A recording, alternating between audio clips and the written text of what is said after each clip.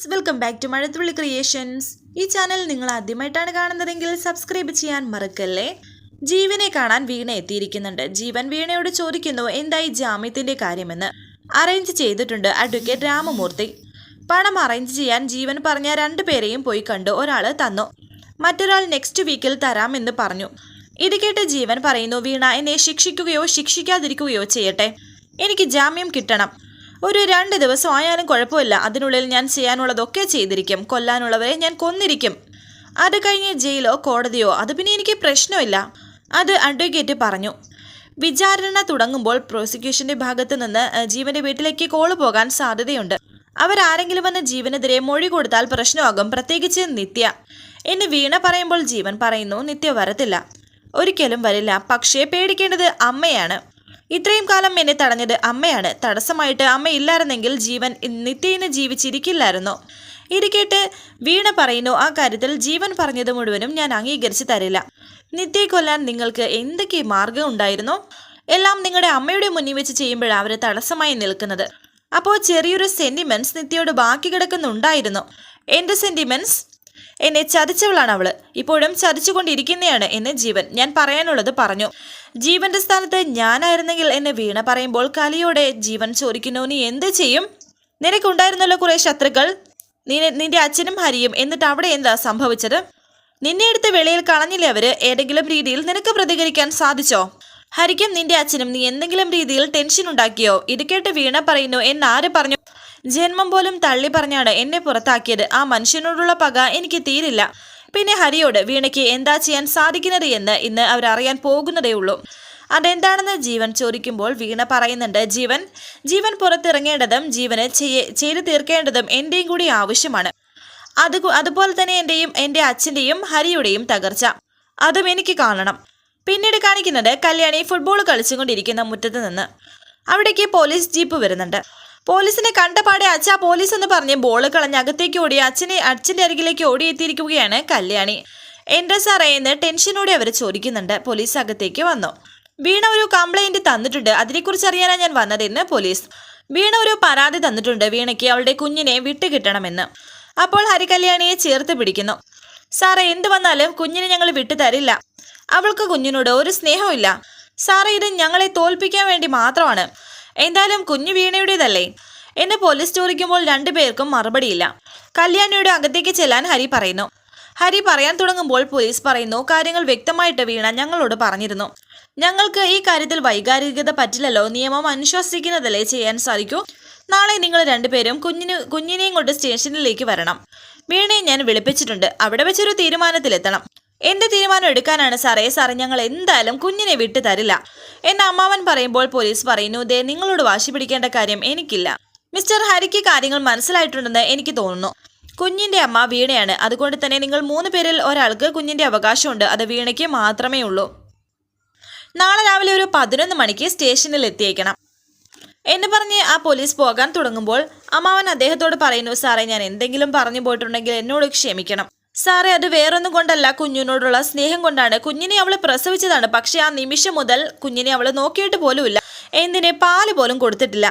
കുപ്പിപ്പാല് കൊടുത്തിട്ട് അതിനെ നെഞ്ചിലേറ്റി ഉറക്കിയതും കിടത്തിയതും കൊണ്ട് നടന്നതും എല്ലാം ഇവൻ തന്നെയാണ് എന്നൊക്കെ പറയുമ്പോൾ ഹരി സങ്കടത്തോടെ നിൽക്കുന്നു. ഇതെല്ലാം കേട്ട് അദ്ദേഹം പറയുന്നു, ആ ശരി, നമുക്ക് നാളെ സംസാരിക്കാം.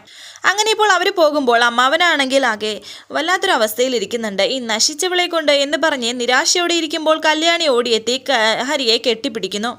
ഹരിയും ആകെ തകർന്നു നിൽക്കുകയാണ്.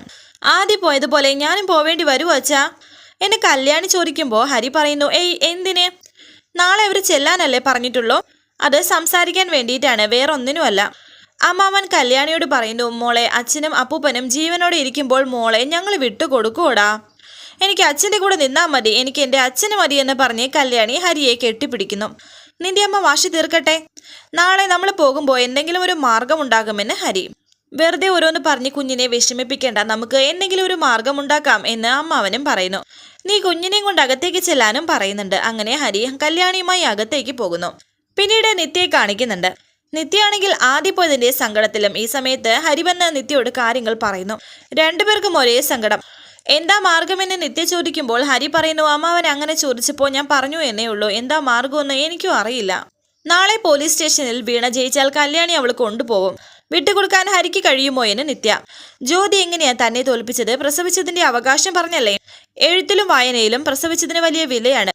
അവിടെ ജ്യോതി അമ്മയാണ്, വീണയും അമ്മയാണ്. ബന്ധം പറഞ്ഞ് വളർത്തി വലുതാക്കിയ നമുക്കൊന്നും ഒരു വിലയുമില്ല. പിരിയേണ്ടി വന്നാൽ ആദ്യം പിരിഞ്ഞ് നിത്യ ജീവിക്കുന്നില്ലേ? ഞാനും എങ്ങനെയെങ്കിലും ജീവിക്കുമെന്ന് ഹരി. തനിക്കും എനിക്കും സംഭവിച്ചത് ഒരേ കാര്യമാണ്.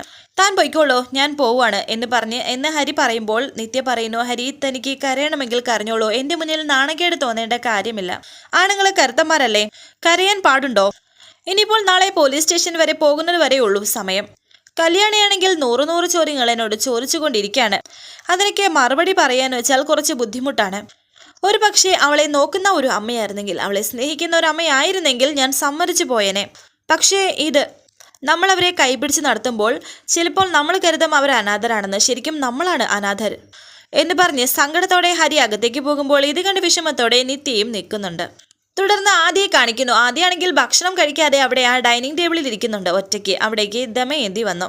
ആദ്യം മോൻ എന്താ കഴിച്ചു തുടങ്ങാത്തത്? അമ്മയെ പേടിയാണോ?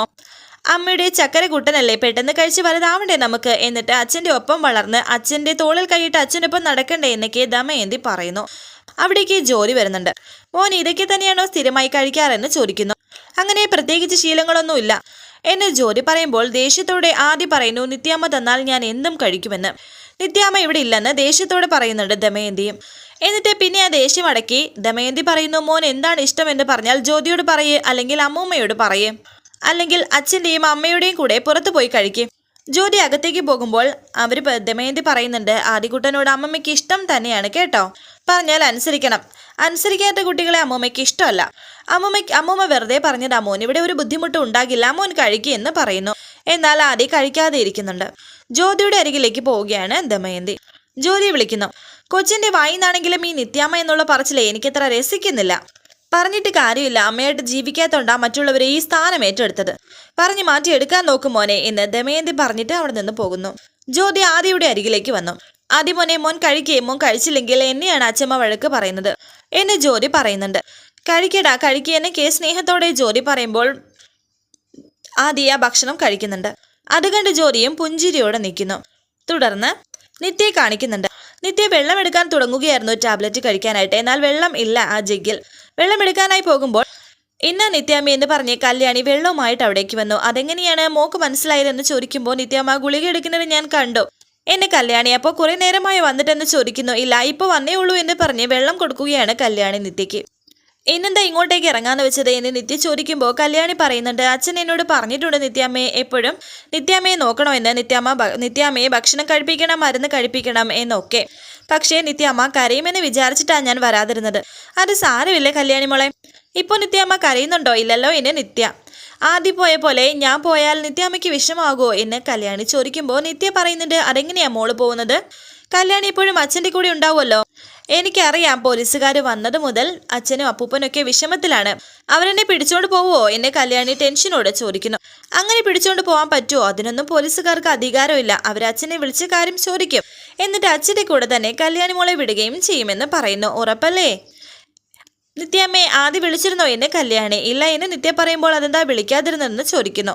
മോൾ അച്ഛനോട് എപ്പോഴും നന്നായി പെരുമാറണം കേട്ടോ. മോളെ വഴക്ക് പറഞ്ഞാൽ പോലും ഉള്ളിൽ ദേഷ്യം പാടില്ല. മോൾക്ക് വേണ്ടി ഒരുപാട് കഷ്ടപ്പെട്ടതാണ് അച്ഛൻ, അതൊക്കെ അറിയാമോ എന്ന് നിത്യ ചോദിക്കുന്നു.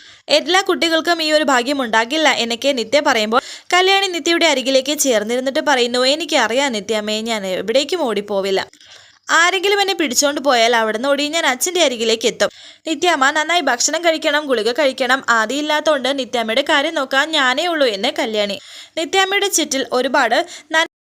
ചുറ്റിനും ഒരുപാട് നന്മയുള്ള ആൾക്കാരുണ്ട്. അതുകൊണ്ടാണ് ഇപ്പോഴും നിത്യാമ്മ ജീവനോടെ ഇരിക്കുന്നത് എന്നൊക്കെ നിത്യ ഇങ്ങനെ കല്യാണിയോട് പറയുന്നുണ്ട്. അങ്ങനെ അവരിങ്ങനെ ഒരുപാട് കാര്യങ്ങൾ സംസാരിച്ചിരിക്കുന്നു. തുടർന്ന് രഘു ഹരിയെ വിളിപ്പിച്ചിരിക്കുകയാണ്. രഘുവും സുജാതയും. അങ്ങനെ അവരുടെ അടുത്തേക്ക് ഹരി വരുന്നുണ്ട്. നാളെ പോലീസ് സ്റ്റേഷനിൽ വിളിപ്പിച്ചിട്ടില്ലേ, അതിൻ്റെ കാര്യം ചോദിക്കാൻ തന്നെയാണ് വിളിപ്പിച്ചിരിക്കുന്നത്. ഇത് കേട്ട് ഹരി പറയുന്നു, അവൾക്ക് ഒരുപാട് ആൾക്കാരെ അറിയാം. എന്തായാലും അവൾ കോടതിയിൽ പോകും, പോലീസ് സ്റ്റേഷനിൽ പോകും. പിന്നെ അവൾക്ക് കാരുണ്യമില്ലാത്ത ഗുണ്ടകളുമായിട്ടും പരിചയമുണ്ട്. അവൾക്ക് എല്ലാം സാധിക്കും എന്നൊക്കെ ഇങ്ങനെ പറയുന്നുണ്ട്. ഇതിലൊരു പരിഹാരം പറയാൻ ഞങ്ങളെ കൊണ്ട് കഴിയില്ല. പിന്നെ കാര്യം എന്തായി എന്ന് അറിയാൻ വിളിപ്പിച്ചതാണ് എന്ന് രഘുച്ച് പറയുന്നുണ്ട്. എന്തായാലും അവർ വിഷമത്തോടെ സംസാരിച്ചിങ്ങനെ നിൽക്കുന്നു. വരാനിരിക്കുന്ന പുതുപുത്തൻ എപ്പിസോഡുമായി വീണ്ടും കാണാം. Thank you for watching. Please subscribe, like, share my channel.